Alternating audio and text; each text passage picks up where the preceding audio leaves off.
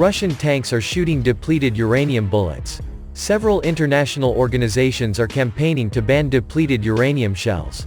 The US military says depleted uranium ammunition is safe, for the most part.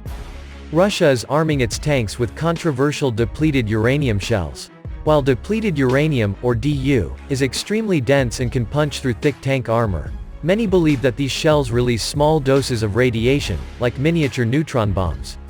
The US has used depleted uranium shells in Iraq, Afghanistan and Syria. A Russian Defense Ministry bulletin said Russian T-80BV tanks would be armed with these powerful munitions, according to Russia's TASS news agency.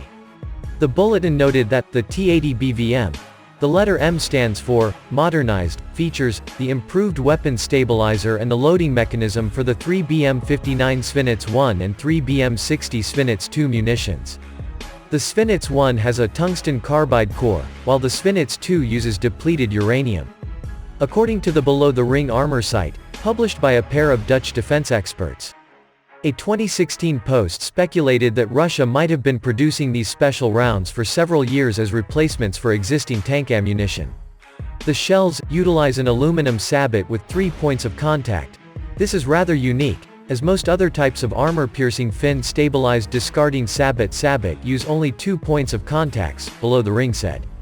If and how this affects accuracy and barrel wear is currently not known. The Svinets-2 is not the first Russian shell to use depleted uranium. The 3BM-32 Vant, designed for Soviet 125mm tank cannon, also contained a depleted uranium core. But the new rounds are longer. Compared to the 3BM-32 Vant armor-piercing fin-stabilized discarding sabot with a 380mm long, 14.7-inch, depleted uranium penetrator, the two types of new ammunition have an approximately 79 to 84% longer projectile, which should lead to a significant increase in penetration power, Below the Ring estimated.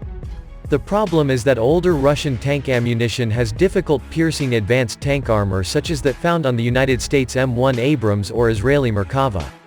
The 3BM-42 Mango relies on an outdated penetrator design, using two relatively short tungsten rods inside a steel body. According to Below the Ring, steel penetrates armor less efficiently than a high-density heavy metal alloy. Thus, the appeal of depleted uranium shells as tank killers. There are 120mm depleted uranium shells for the M1 Abrams and 30mm shell for the A-10 Warthog. Ironically, the Abrams tank uses depleted uranium in its armor plating to stop anti-tank shells. The US military says depleted uranium ammunition is safe, for the most part.